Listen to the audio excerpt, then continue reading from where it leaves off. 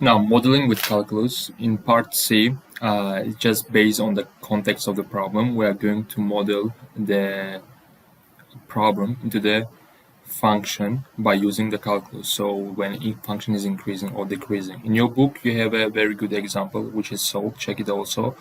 Not that many problems, but these questions give you an idea why we need calculus and how it can be used in real life, how to model them. So let's get started. There is a context of the problem. So if I can state it short, the question after states that when the cars were introduced in the United States, it affected the population of the horses, kind of went down, and they give some information that at the beginning there were these many horses in 1900, and the population peaked at 1915. It was at the peak at the highest point, and by 15 it again went down to 76 million. And here the function is given. Normally it's difficult to predict the function, but it gives you an idea. Maybe you can also in your IA can form it. Here is a cubic equation. Let's say the population of the horses is dependent on this cubic function, where the population in million horses and the United States, T is years after 1900. So let's try to answer the first basic questions. In this type of problem, mostly we are going to use calculator. We will have a lot of equation and unknowns. Let's start it. State P is 0 and hence find D. So when we put instead of T 0, what will give us? D, right? When you put instead of T0, everyone will disappear, only D will remain. So what does it mean? At the beginning, at the time, how many horses did I have? So at the beginning, there were how many? It says, so my beginning is 1900, so it will be 21.5 millions. So this one, that one. And they say find the, okay, we did A, and in B, they asking find the prime of t, so it will be 3a t squared plus 2bt and plus c. So it's a differentiation of my function. State the value of t for which your derivative equals to 0. So based on my problem where I can find this number, here it says actually at 1915 the population of the horses was at peak, so it was at the highest point, so it went up, then after that it goes down, right? So it's something you were at 1900 and 1950 you were at the top and you went down. So at this point, if you think as a function, it will be as what? A stationary point. So at 15 it will be 0. So at yes, at 15 it will be 0. It's a stationary point. And then in part D and EF, all of them is about the solving the problem. Now construct the three linear equation for ABC, and we need to find this function. Okay, let me make it smaller. Kind of a long question, but good question. Let's construct the equations. How we can construct the equations? First, what was given? I know that, okay, at 15 equals to 0, right? So I can use this equation. Let me write it first. So my differentiation I know, so it's 3 times a times 15 squared plus 2 times b times 50 plus c equals to 0. It's my first equation. Okay, it's a. Now, what else do I have? What else do I have? I have this point, 26.5. In my function, if I put instead of t 15, it should give me a result of 26.5. So let's use it also, 26.5.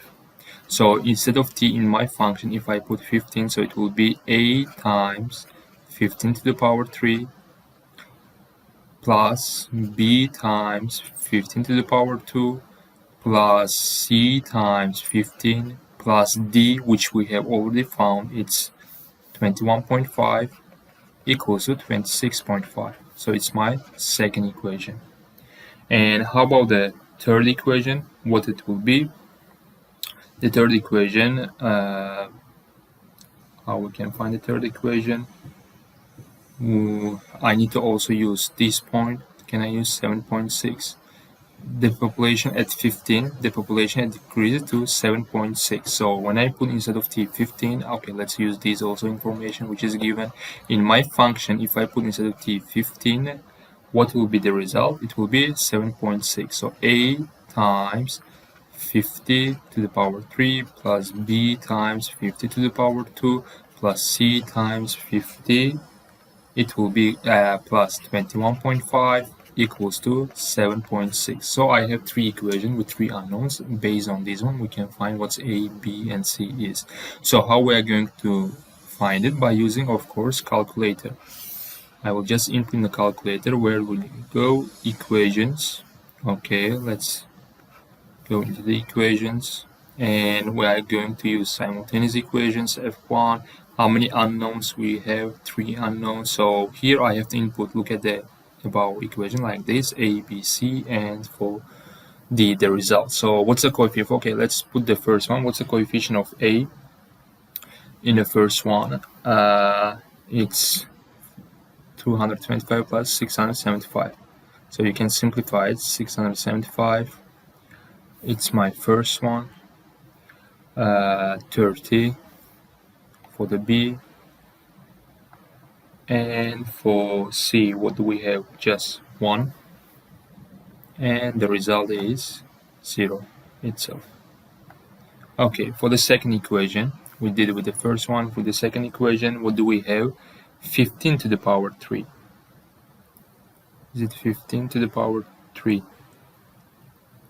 So 15 to the power 3, it will be, let's do it, I don't know, 15 to the power 3. I have calculator. Why I think too much? I don't know. Okay, here I have the number plus 225. 225. It's for B, and C is 15. Okay, and here I have D. I need to just take this number to the right. It will be 5. I don't need to write 5 millions. Just 5 is enough. We'll write 5. And for the last equation, it goes 15 cube. We don't know. Let's input 15 cube. 15 to the power 3. Okay, very big number. And B, I guess 2,500. If I'm not mistaken, 15 square. And for C coefficient, we have 50. And again, for the D, I need to subtract 7.6 minus 25.5, which will be minus 13.9. Okay, now we all have the inputs. Let's solve it. And here we have, so our A equals to 1.3 times 10 to the power minus 4.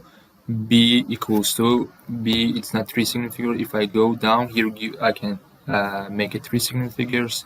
And also we have for C. So our equation will be shortly, if we need to write it, approximately. So yes, if I did input them all correctly, here is our equation for D. We did find what's PT equals to. And now estimate the population of horses at 930 and 960. After this one, it's all simple. We need to calculate what's P30 equals to and what's P60 equals to. Okay, here we have the numbers when we input. Now in F, they said discuss the limitation of your model. Okay, the model is pretty well. We did estimate, but within our data set. Look at here, if I go beyond, okay, I have data between 0, and 58. So when I put it, everything works okay, fine. But when I go beyond 50, when we use 16, I get negative results. So what does mean? It's normally impossible, right? We can't have negative horses. How we can calculate it? So within our domain, everything is good. But when I go out of the domain, extrapolation, then we have problem there. It's impossible.